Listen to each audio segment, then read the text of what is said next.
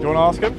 No, I ask you the questions. It can be as short or as quick as you like. So, first question is... I don't really know why. You're not really challenged on it very often. You know a lot more than most people about this. My dad, I remember my dad. I love the amount of stories you got, it's great.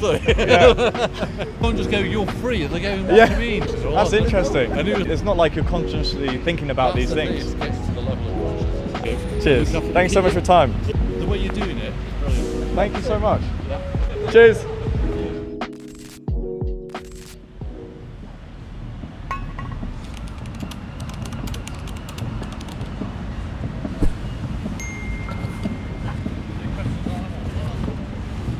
Do you want to ask him? Sure.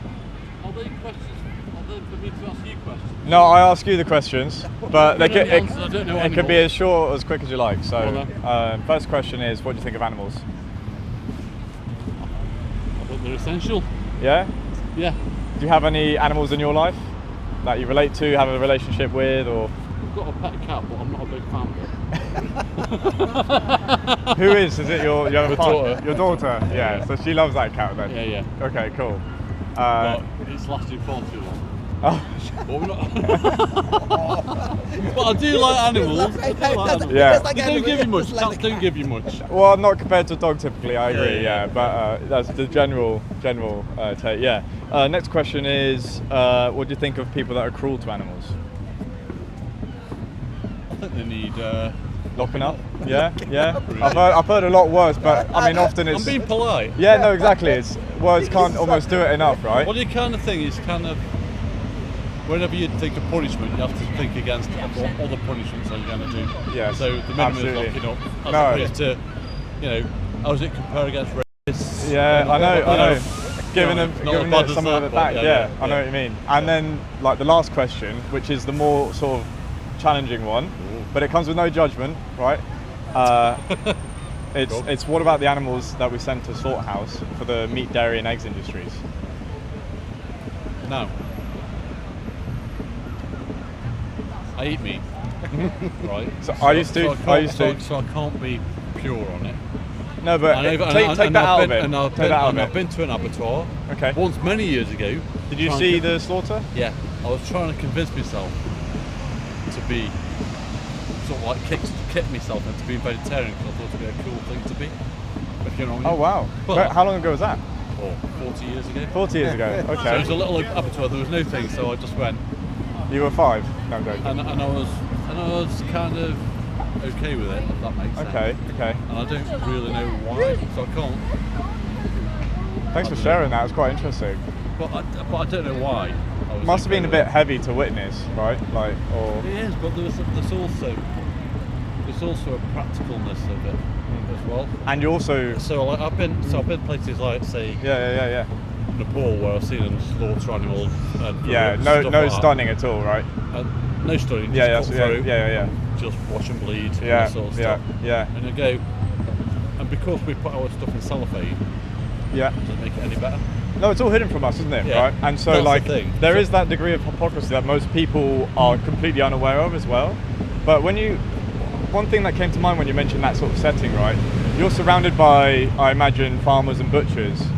So in that context, it's completely normalised, right, the slaughtering of the animal. Yeah, and so there's no one sort of there to say, poor animal. Like if it was a dog, right? If there was the analogy of that normalising as that kind of the concentration camps and the Second World War when people you can draw that analogy. Absolutely, yeah. And it's that same normalising kind of thing. Exactly, because they're not getting triggered, and so there's none of that collective feeling of this is a bad thing. The collective feeling is actually this is completely normal. And so you in that setting, even though you were trying to say like, am I okay with this? Like, should I go vegetarian? Right? Do I want to go vegetarian? I think I'm used to it. Laziness. But it's sort of normalised. That's what I think. Okay.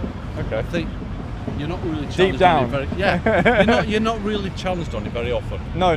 So that's what I'm here for. Yeah. So it's that kind of acceptance of things. Yeah. We kind of passively accept. Absolutely. Well, as a society, we accept 700,000 rapes. I see what you're saying. Yeah. We accept these things, so we kind of go. But the difference is no one actively contributes to raping happening, right? You see what I'm saying? there's no demand for rape demanded by the public, is there? Well, Of people. Well, 700,000 people perpetrate Yes. rape. That's quite a lot of people. Of course it is. It's not. No, it's what not I'm saying innocent, is the average person who's shopping down the shopping mall, they are paying for the meat products on the shelf and Yeah. actively supporting the industries and these things happening Yeah, to yeah, these yeah, animals, yeah, right? yeah. Same doesn't exist for rape, right? You know. On the internet, there's subscription places, isn't there? Yeah, yeah. For child rape and porn or all Oh, sorts mate, of stuff. it's all awful. There is a market. There's a market. It is there. awful, but the thing is, But you're against but that. what you're saying, you're but against what that. But what yeah. you're saying is Yeah.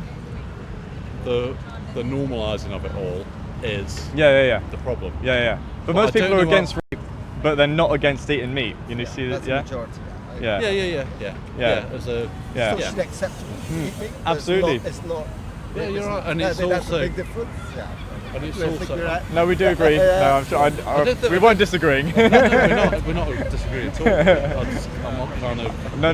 I'm loving I it. wouldn't be. I don't think. I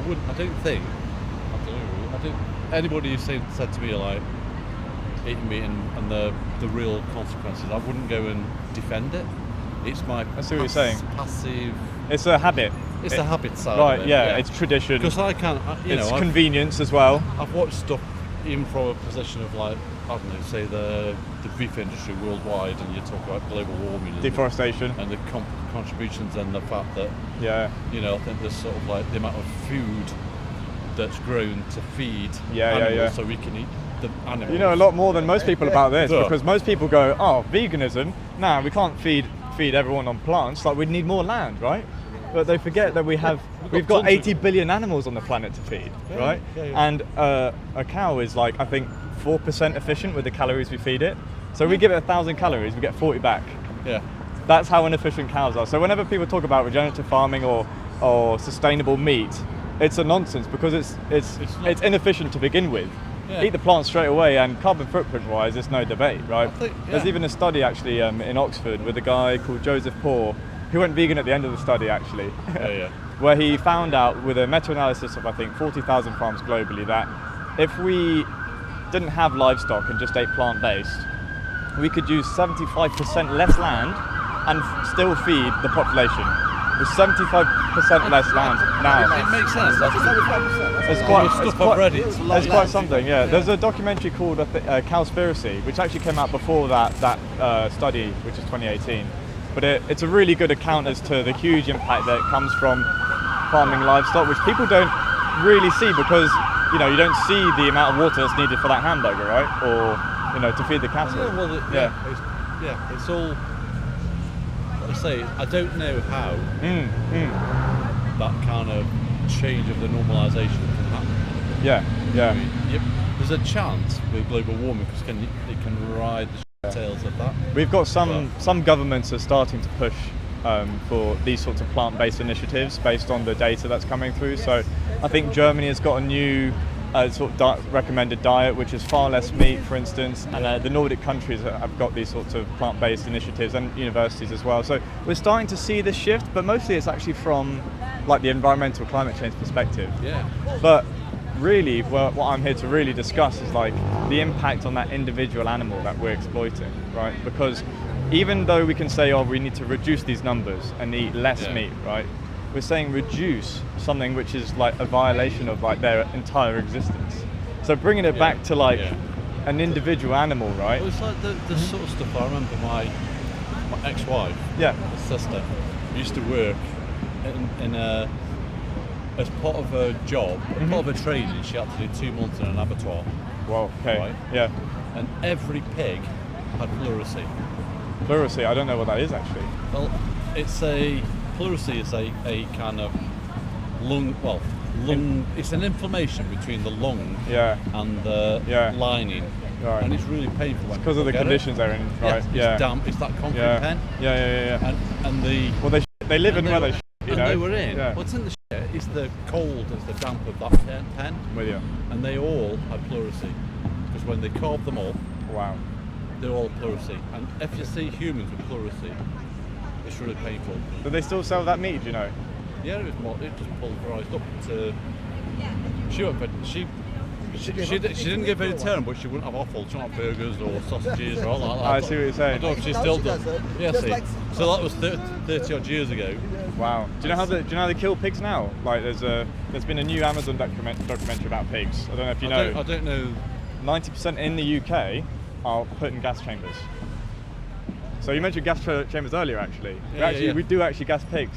Yeah. And the reason why, well, you'd hope so. Supposedly You'd hope so. Bolt on the head. You'd hope so. Please be it so they sleep and it's all okay. No, unfortunately, it's just efficient, really. So it's for mass numbers, right? So we don't use like a nice gas that just puts them to sleep. We use CO2 because it's cheap, right? Okay. And unfortunately, CO2, which is like the fizzy stuff from a can of Coke, right? Yeah. It burns and fizzes up all your fluids, while also suffocating you. And the reason we actually gas them is because we can put 6 in a pen, and then in a kind of Ferris wheel system where they go down into a gas, suffocate, screaming, and then they come out. So like one factory can kill like 3,000 pigs in a day. Yeah. Right. That's the state of farming in the UK, and that's RSPCA approved. RSPCA approved. Yeah. Seems a bit mental, doesn't it? It does. Yeah. Question back. Fire away. Right.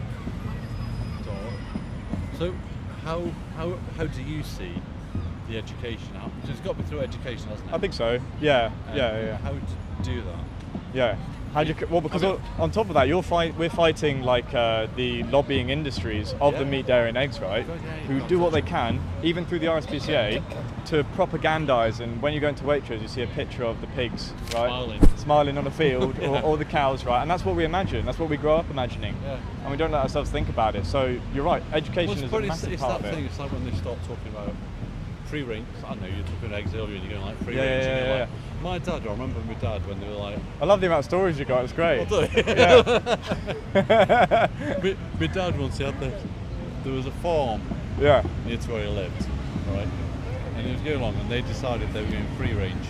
So they opened up put their chickens stacked out. cages. And they put them into like, sort of like, I don't know, sort of pens where they could go out into the field with a little drawbridge down. And they go, and my dad said they walked past and they were all like sat there on the top going, we wouldn't go out because they've never experienced it. Oh my God, You can't just go, you're free. They're going, what do you mean? Yeah, I remember doing this. The next generation you can do it to. First generation. That's interesting. And he was like, just saying, because they're like traumatized, aren't they? Yeah. Just sat on a little drawbridge kind of thing.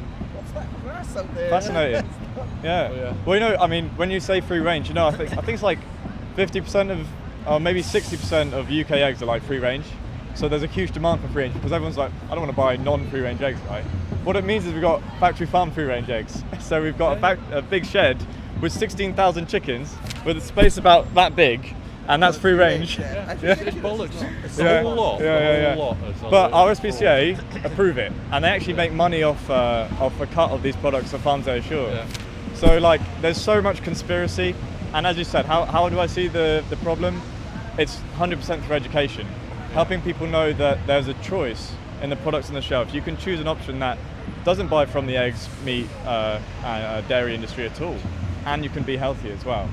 And on top of that, the motivation should come from the consequences of not doing that, which is those farms, right, and those individual animals. Even if you're buying local, a cow still has to get a bolt gun to the head and slashed across the throat, and they lose their yes, it's a short period perhaps if they had great welfare, but they're losing their entire existence for a meal we didn't need, And probably only out of habit do. Mm-hmm. People go, have a stir fry. Absolutely, which is why I don't judge people. I don't judge people as bad people for doing these things, because most of it's not really. It's not like you're consciously thinking about these things. It's getting to the level of consciousness. Absolutely. Also just grew up having these things. Yeah. No, 100%. I think that's tied it on for good timing to leave you with a card, I think. Thank you very much for your time. This page is about the victim's perspective. Yeah. This is a speech from an activist called Gary Roskry. No footage, but he speaks really for the victims effectively. Yeah. And there's a few documentaries on the other side. And then this is about the environment and health and how, if you ever think, I want to go vegan after seeing that. But I tell you, the motivation comes from that side. Right, okay. Then you won't give up. Well, Thanks so much for your time. What was your name? Alan. James. Nice to meet you, Alan. All right. Yeah. Okay. Cheers. Thanks so much for your time. Keep your time. The way you're doing it. Brilliant. Thank you so much. Yeah. You watching the football? No? Alright. Whatever. Cheers.